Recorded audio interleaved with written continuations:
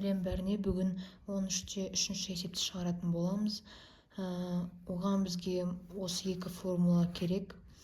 Бұл формуланы сендердің оқулықтарының 77-ші бетінде таба аласыңдар. Бұл формуланы таба алу керексіңдер, себебі сендерге келесі басқа да есептерде септігін тигізеді. Мысалға 13-те 7-ші есепте осы екі формула қажет болады.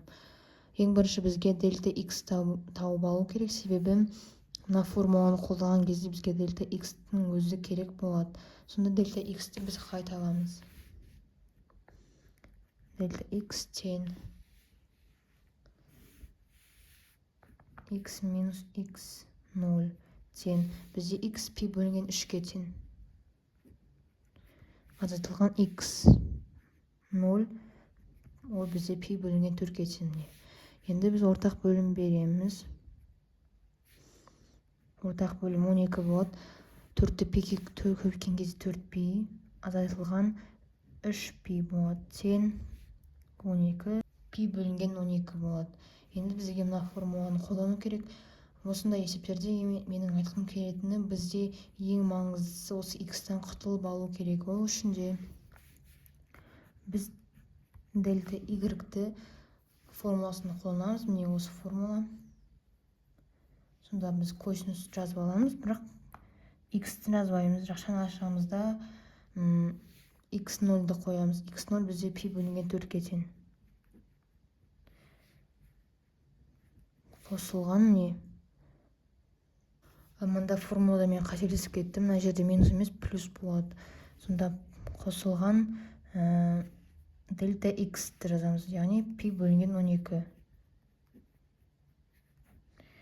Минус жазамыз. Енді мына жерде f от x деп тұр. Берілгенде бізде бар, міне f от x тұр, міне дәл осын жаза саламыз деген сөз, косинус x-ті. Бірақ мында f от x 0 деп тұр, значит біз x-тің орнына x 0-ды қолданамыз деген сөз. Сонда косинус бізде x 0, міне пи бөлінген 4-ке тең. Енді біз ортақ бөлім береміз. Мына жерде бізде 3-ті беру керек, сонда ортақ бөлім 12 болады. Косинус 12 алымында 4 пи болады, яғни 3-ті пиға көбейткен кезде 3 пи, 3 пиға пиді қосқан кезде 4 пи болады. Минус косинус пи бөлінген 4 тең. Енді біз мынаны қысқартамыз. 4 пен 12 қысқарады, сонда мына жерде 1, мына жерде 3 болады. Енді мына жерге жазайын. Косинус 3-тен пи болады. Азайтылған косинус 4-тен пи болады. Енді бізге осы кезде таблица керек. Ең бірінші бізге таблицаны танысып алайық. Бұл таблица сендердің кітаптарында өкінішке қарай жоқ, бірақ сендер бұны Google-дан қарай аласыңдар. Сонда міне бізге қарау керек. Бізде не сұрапты? Бізде косинус пи бөлінген 3-ті сұрапты. Сонда міне косинус пи бөлінген 3 бізде 2-ден 1. Минус жазамыз. Косинус пи бөлінген 4. Міне түбір асты 2 бөлінген 2 болады.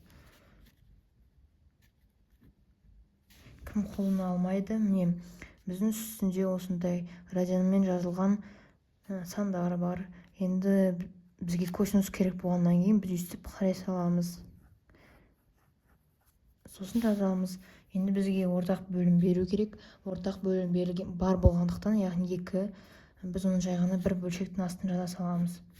Яғни 1 азайтылған түбір асты 2.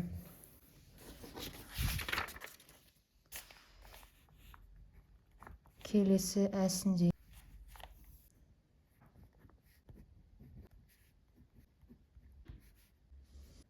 Әсінде дәл сонымен бізге дельта x табу алу керек. Яғни біз пи бөлінген 4-тен азайтамыз 6-дан пиді. Мұнда да ортақ бөлім беруіміз керек. Ортақ бөлім деген мынаған да бөлінетін сан, яғни мына жерде бізде 12-ні айта аламыз, себебі 12 6-ға да бөлінеді, 12-ні 4-ке де бөле аламыз. яғни 12 болу үшін 4-ті біз 3-ке көбейтуіміз керек деп түсінуге болады. 12 болу үшін 6-ны біз 2-ге көбейтуіміз керек. Сонда 12 3π минус 2π. Сонда 12 мұнда пи болады. Яғни 3π-дан 2π-дан азыққан кезде пи ғана қалады. Енді бізге дельта y табу керек. Тең осы формуланы қолданамыз. Яғни бізге дәл соған x-тан құтылу керек деп түсініп алсақ, біз тангенсті қоя саламыз да, x-тан құтылу үшін жақшаны ашамыз да мына формулаға қоямыз. Бізде x0 сұрап тұр. Міне ол x0 бізде пи бөлінген 6-ға тең. Қосылған дельта x. Дельта x бізде пи бөлінген 12-ге тең. Жақшы жабылады, себебі мына жерде жабылған. Минус, мына жерде міне f от x 0 деп тұр. Бізде берілгенде де міне f от x тұр. Значит, біз мына тангенстің өзін қоя саламыз. Бірақ x емес, x0-ді қоямыз. Міне. Мұнда дәл соған ортақ бөлім береміз. 2-ні беру керек біз. Яғни ортақ бөлім бізде 12. Тангенс 12. 2π, 2π-ға пиді қосқан кезде 3π болады. Азайтылған тангенс пи бөлінген 6. 3π 12-ні қысқартамыз, яғни мұнда 4 болады, мына жерде 1 қалады. Енді тағы да таблицаға бізде тангенс сұрап тұр, сонда міне. Яғни пи бөлінген 4-ті сұрап тұр, сонда міне тангенс пи бөлінген 4 бізде 1-ге тең. Азайтылған тангенс пи бөлінген 6, міне 1 бөлінген түбірасты 3. Ортақ бөлімге келтіру үшін біз осыны қалай жасамаймыз? Біз бөлімнің иррационалдықтан құтылуымыз керек. Оны қалай жасаймыз? Мына жерге жаза салайын. Яғни түбірасты 3 ол бізде иррационал сан, ал оның бөлімін иррационалдықтан құтылу үшін біз жағаны түбірасты 3-ті алымына да бөліміне де көбейте салуымыз керек. Сонда алымында түбірасты 3 болады, яғни 1-ді түбірасты 3-ке көбейткен кезде түбірасты 3 болып қалады. Бірақ түбірасты 3-ті түбірасты 3-ке көбейткен кезде бізде 3 болады. Яғни түбірасты 3-тің квадраты дегендей деп алуға болады. Міне түбірасты 3 бөлінген 3 болады.